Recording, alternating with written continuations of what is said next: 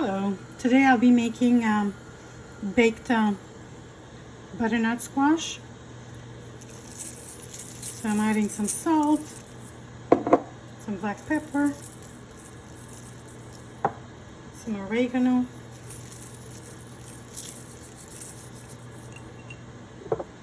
and some thyme, olive oil at the end, and bake it at 400 Fahrenheit for 20 to 25 minutes.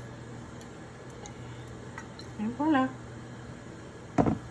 ready to go in the oven. So the baked butternut squash are ready. And today I'm thinking to serve them with quinoa, red and white quinoa. And it will be a delicious meal for this Friday night family dinner.